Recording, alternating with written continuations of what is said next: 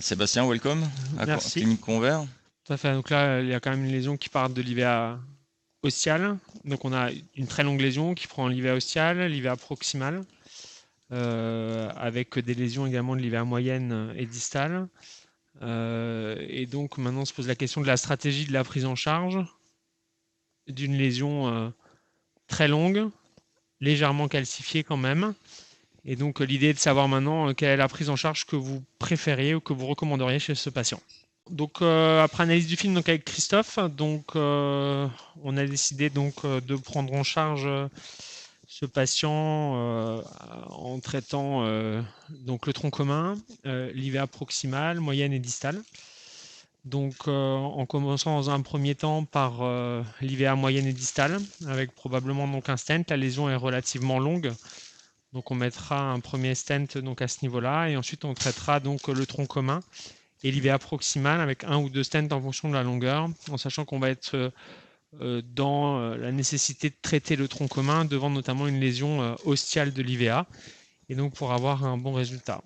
Les stratégies thérapeutiques dans le cadre de ces bifurcations, c'est dans un premier temps de faire du provisional T-stenting au niveau de la diagonale, et ensuite dans un deuxième temps de traiter le provisional T-stenting également au niveau du tronc, avec probablement des stratégies classiques au départ, à chaque fois avec un seul stent, avec la réalisation d'un pot, l'ouverture de la side, et ensuite la réalisation d'un repot.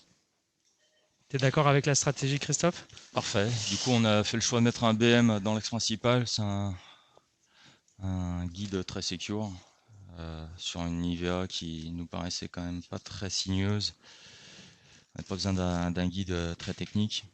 Et puis, pour protéger, dans l'idée du provisional T-stenting, pour protéger le tronc diagonal, on a fait le choix du Run Through Floppy, qui est un guide, moi personnellement, que j'aime bien sur ce type de bifurcation, parce que l'extrémité radio-opaque ne m'a jamais fait de surprise, même sur des lésions très calcifiées quand on plaque sous le stent. Et je ne l'ai jamais vu céder. C'est une structure unique et qui est souple, mais qui est assez résistante à l'écrasement sous le stent, même dans les lésions très calcifiées. N'empêche pas que Après, on a vu que la lésion était calcifiée. Est-ce que tu penses, Christophe, qu'il y a un intérêt à envisager par la suite de prendre en charge ces lésions calcifiées par une technique particulière, comme du rota, du shockwave ou de l'orbital, ou est-ce que tu penses que on va privilégier dans un premier temps une stratégie à l'aide de ballons? on va demander Ouais, à notre auditoire quelle est la stratégie qu'ils choisiraient sur les lésions qu'ils ont pu voir sur les graphiques qu'on a faites. parfait. Donc on va palper la lésion avec un ballon non compliant. Les calcifs sont angiographiquement paraissent pas majeurs. On va voir si ça s'ouvre avec les ballons non compliants. Est-ce que dans les prédilatations, Christophe, tu utilises plutôt des ballons compliants ou des ballons non compliants sur des lésions comme ça, habituellement qu'est-ce que tu préfères? C'est vrai que ça dépend de la densité en calcium. Tiens, tu vois, on est occlusif. Ok, Vas-y, allez, j'y vais. Sébastien. On va voir si ça gonfle. Ça m'a l'air. Hein, ça a cédé. Ouais, on va prédilater la membre. C'est vrai qu'on a après une bifurcation à effectuer. Du coup, on risque d'avoir Vas-y, probablement Sébastien. un peu plus de matériel. L'idée n'est pas avoir non plus de retard de flux sur Ouais. l'IVA, sur des lésions qui sont quand même très serrées. On va flatter assez fort là. Ouais, ouais, là j'y suis, on est monté, je suis à 16. Du coup, donc, on a choisi donc, de mettre en place donc, un stent Supraflex, Cruise, un 2,25-48. Donc c'est un stent long pour la lésion en fait moyenne et distale. C'est le seul C'est en le seul, 48, hein, en de fait c'est 25. le seul en 48, hein, Ouais. puisqu'il n'y a que Supraflex qui fait donc du 2,25-48. La majorité des autres s'arrêtent pour certains à 38 ou d'autres à 40. Puis il Et a donc, une tableau de compliance qui est intéressant. on a un tableau de compliance intéressant, puisqu'en fait le stand de 2,25, lorsqu'on le monte à la RBP à 16 atmosphères, on arrive à un diamètre de 2,45, et puis la plateforme nous permet de le poter jusqu'à 3,25, ce qui peut être extrêmement intéressant, notamment dans les bifurcations pour la réalisation du pot. Donc là, on vient d'inflater donc le stent 2,25-48. Donc on voit en fait qu'on a une bonne impaction en fait. On lui a mis Dis-moi. On a fait une bonne impaction du stent, on est monté à quasiment 20 bars. Donc on l'a inflaté à la nominale sur la partie distale pour pas avoir de dissection distale, donc à 2,25, 2,30 à peu près. Et puis sur la partie plus en amont, on est monté à 20 atmosphères, donc on est monté au-delà de 2,5 mm pour un vaisseau qui fait un calibre là à peu près donc de 2,5. Donc la lésion de l'IVA moyenne est proximale, c'est bien avec le non compliant. 3,0, 25 pipites qu'on a monté jusqu'à 22 bars pour une RBP théorique à 20. Un ballon qui est résistant. Donc là, on va stenter donc l'IVA moyenne avec la diagonale. Donc on va prendre dans un premier temps un stent cruise en 3,028. Et donc on va s'occuper en fait donc, de la première bifurcation. IVA diagonale en provisional stenting comme on avait prévu.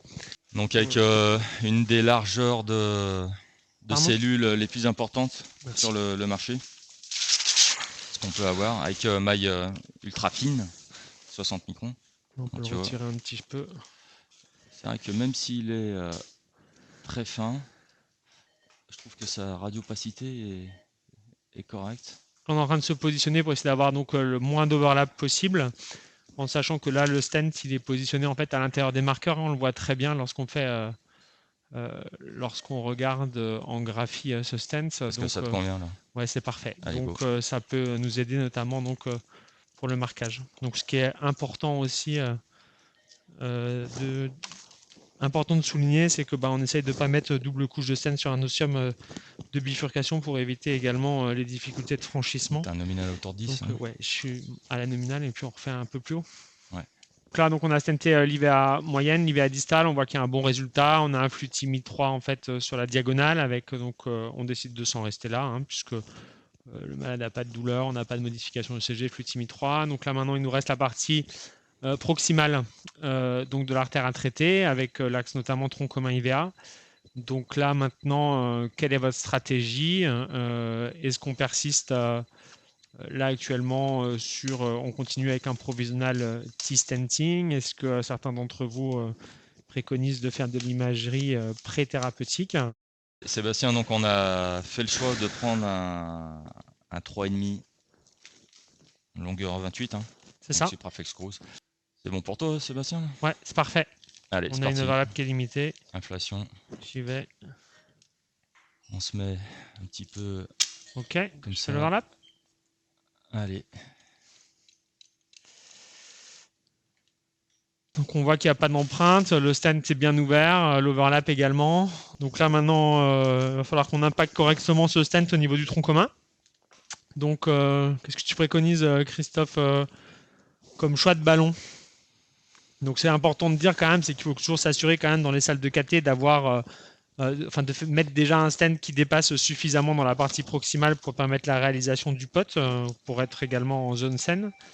Et puis d'avoir également les longueurs de ballon adéquates dans notre salle de KT pour pouvoir réaliser un pot correctement. Ouais. Allez, 4-0 pipite, 6-4-0. Donc on prend le 4-0 pipite. Donc dans un premier temps, on effectue un pot pour permettre d'apposer correctement le stent, ce qui évitera notamment lorsqu'on veut refranchir en direction de la CX de passer sous maille. Donc le pot très important. Et puis le pot permet aussi du coup en post-dilatant d'ouvrir davantage des cellules, notamment les cellules latérales qui sont en garde de l'osseum de la CX, pour permettre en fait un meilleur franchissement de la maille distale, pour permettre ensuite d'avoir un beau résultat de notre provisional T-stenting. Donc là on a le pipite de 6, donc là on peut faire un pot de puf. Donc là on a vu que le pot de puf en fait ça franchit encore, donc ce qui nous importe quand même c'est la bonne impaction du stent dans le tronc commun. Si on se rapproche de la loi fractale quand même, on a une IVA qui fait du 3,5, on a une CX qui fait du 3, on a vraiment un tronc commun qui est aux alentours entre 4 et 4,5. Donc là on a décidé en fait de prendre un ballon de 4,5 court. Allez. Vas-y. J'y vais là. Ouais. Je vais pas monter trop haut, t'es d'accord? 18. Donc on a choisi de prendre donc pour le kissing, donc on a franchi la maille distale. Et donc pour le kissing, on prend donc un ballon NC24 en 3,5. On a pris un 3,5 18 dans l'axe tronc commun IVA. Et ensuite, dans l'axe CX, on a choisi de prendre un 2,5 15. Alors on a choisi plutôt un 2,5 pour être pas trop agressif au niveau de l'osmium de la CX et d'éviter notamment une dissection, puisque là on a quand même un résultat qui est correct. Après, qu'est-ce que tu en penses, Christophe, dans les techniques de bifurcation du tronc commun? Est-ce que tu fais plutôt du pot et tu t'en vas? Est-ce que tu fais du pot side pot? Est-ce que tu fais plutôt du pot kissing pot? Moi, j'ai plutôt tendance à faire du pot kissing et puis du repot, mais surtout sur la partie proximale, sans aller trop vers la carène pour pas déstructurer ce qu'on a fait en kissing. Et quelles sont tes habitudes? Bah, écoute, sur un provisional T-stenting du tronc commun, je fais la même technique que toi. Ouais, parfait. On fait pot, kiss et repot. Voilà. Parfait. Donc moi, là, on a le ballon de 2.5. On va commencer par l'axe X. C'est le Moi, 2.5, ça j'aime bien commencer par là où on a franchi. Ça évite de laisser du matériel en place trop longtemps. Comme ça, en fait, si jamais on a un problème de maille, on est passé sous maille, en fait, Bon. on le sait quand même assez rapidement. Ne glisse pas, quoi. C'est ça. La branche. Souvent, quand c'est à travers la maille. Allez, je suis à 18 sur le CX. Parfait, pareil, j'étais à 18. Souvent, en gonflant la branche fille, il est coincé dans la maille. Bon, donc là, on voit quand même qu'on n'a pas d'empreinte, ni sur l'IVA, qu'on a un ballon dans l'axe au tronc commun CX qui est passé vraiment facilement. Donc là, qu'est-ce que tu penses, Christophe? On reprend le ballon pour faire un repot sur la partie proximale? Le 4,5. Oui, le 4,5. Allez, parfait. parti. Là, je pense qu'on est quand même sur un tronc commun large. Important de réutiliser les ballons qu'on a déjà. Donc là, on fait vraiment, on fait le repot, mais sur la partie vraiment proximale du stand. L'idée n'est pas de déstructurer tout ce qu'on vient de faire. Donc là, en fait, on a essayé donc de faire de l'imagerie intracoronaire, donc pour évaluer le résultat dans le tronc commun, voir par rapport au stand, comme l'expliquait Christophe avant. Et la question qu'on pourra discuter après, notamment, c'est et puis c'est l'objet également d'un topo, je crois, par la suite, c'est de savoir est-ce qu'on fait de l'imagerie systématique dans le tronc commun. Bon, ok. Bon, bah, pour conclure, Christophe, on a une belle procédure quand même assez longue. On a traité un tronc commun IVA, prox, moyenne et puis distale, avec l'implantation de 3 stents supraflex à la maille fine avec 2 bifurcations, une bifurcation IVA diagonale, qu'on a décidé en fait de laisser en l'état devant un flux TIMI 3 et puis ensuite un tronc commun. Tronc commun, on a pris la méthode donc d'un provisional T-stenting également, avec la réalisation de l'angioplastie, puis la réalisation d'un pot avec un ballon de 4,5, puis un kissing et puis un repot, et puis on a fait un contrôle OCT.